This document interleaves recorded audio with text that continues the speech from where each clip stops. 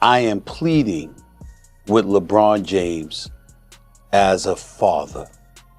Stop this. Stop this.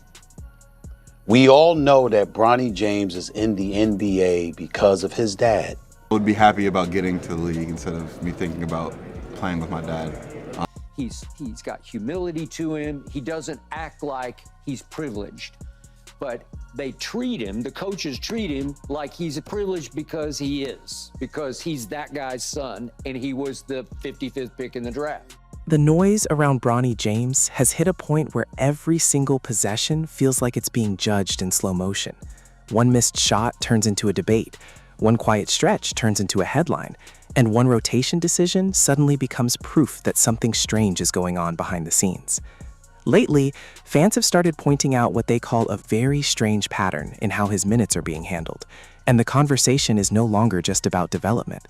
It's about suspicion, pressure, and whether the plan for him is actually working or quietly collapsing under the weight of expectation. And when you look closely at how fast the reaction cycle is moving, it almost feels like people aren't watching a rookie development path anymore. They're watching a legacy being stress-tested in real time. Bronny's situation with the Lakers was always going to be different from a normal second-round pick. That was obvious from day one. The moment he stepped into the league, he wasn't just evaluated as a rookie guard. He was immediately placed under a microscope that usually belongs to all-stars and franchise cornerstones. Every time he's been on the floor in summer league, preseason, or short NBA stints, the reaction has been split between two extremes. People either overhyping every positive possession or overanalyzing every mistake like it's a final judgment. And now that his role has fluctuated between NBA rotation looks and developmental assignments, fans have started asking why there isn't a stable pattern, why the minutes change, why the rhythm looks inconsistent, why one night he's visible and the next night he's barely used at all. That's what I said. Even when he was missing shots, if you see the shots he's taking, he know what he's doing, right? He's creating the space. He has a setback. He's just not used to it yet. That's where the conversation starts to shift from performance to perception. Because when you actually break down what's happening, Bronny isn't being treated like a traditional rookie learning a system. He's being developed in fragments, short bursts of opportunity, situational usage, and controlled exposure. In some stretches, he looks more comfortable defensively, staying engaged off the ball, moving within structure, making simple reads. In others, the offensive aggression isn't fully there yet, and that's where the criticism spikes. The numbers people throw around online, limited scoring outputs, low usage, short NBA minutes compared to extended G League reps, get used as evidence that something is off. But that framing ignores how modern player development actually works for young guards who are still adjusting to NBA speed. I am pleading with LeBron James as a father. Stop this. Stop this. We all know that Bronny James is in the NBA because of his dad. And this is where things start to feel familiar if you followed any high-pressure sports development story. It's the same pattern you see in structured competitions where reps are divided, evaluated, and constantly rotated to test growth rather than reward immediate production. Think about training camp environments where players aren't just given a role, they earn it in real time through repetition. The public sees one or two sequences and assumes a hierarchy, but internally, everything is still fluid. Coaches aren't looking at isolated moments, they're tracking consistency, decision-making, response to mistakes, and adaptation under pressure. That's exactly what Bronny is going through right now, even if the outside world is interpreting it as instability. What fans are calling strange usage is actually closer to controlled exposure. One game he might get extended run in a developmental setting. The next he might be pulled back into a limited NBA role where the focus is defense and ball movement rather than scoring. That inconsistency isn't necessarily confusion, it's testing. But in today's media environment, testing looks like uncertainty, and uncertainty turns into narrative fuel. And once that starts spreading online, every possession gets filtered through suspicion instead of context. Suddenly, a missed shot isn't just a missed shot, it's a referendum on readiness. He's in that locker room with his dad, who happens to be one of the greatest players in the history of basketball.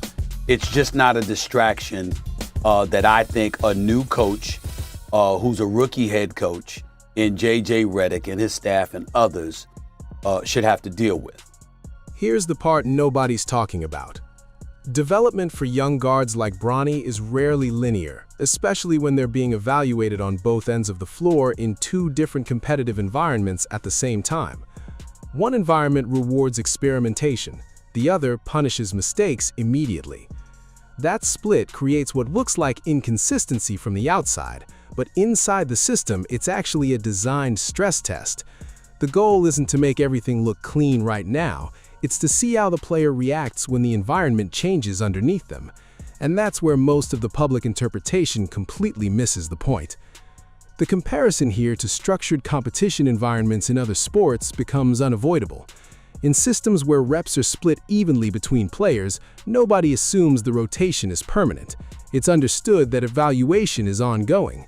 But with Bronny, every shift in usage gets treated like a verdict.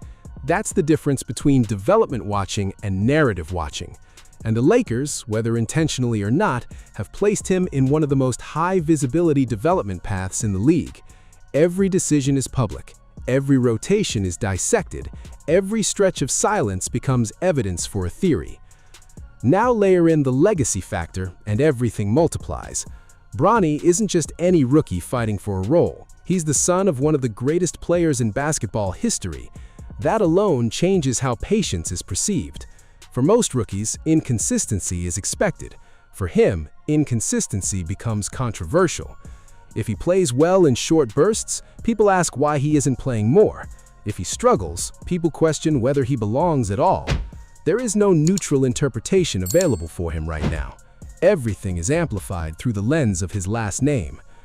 And that pressure creates a different kind of development challenge, because when you're constantly being evaluated in extremes, the temptation is to play safe or overforce moments just to prove something. That's one of the biggest mistakes young players make under this kind of spotlight. They start playing for perception instead of playing within the system. Instead of reading the game naturally, they start trying to manufacture highlight moments to quiet criticism. And ironically, that usually slows development instead of accelerating it. Meanwhile, inside the Lakers' structure, the actual focus is much simpler than the outside noise suggests. It's about defensive reliability, decision-making speed, and whether Bronny can consistently operate within spacing and ball movement principles at NBA speed.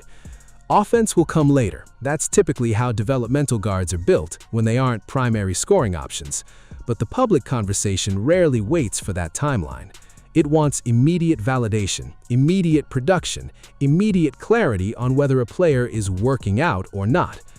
And that's where the tension keeps building. Because the more the Lakers manage his minutes carefully, the more fans interpret it as hesitation. The more he splits time between environments, the more people assume confusion.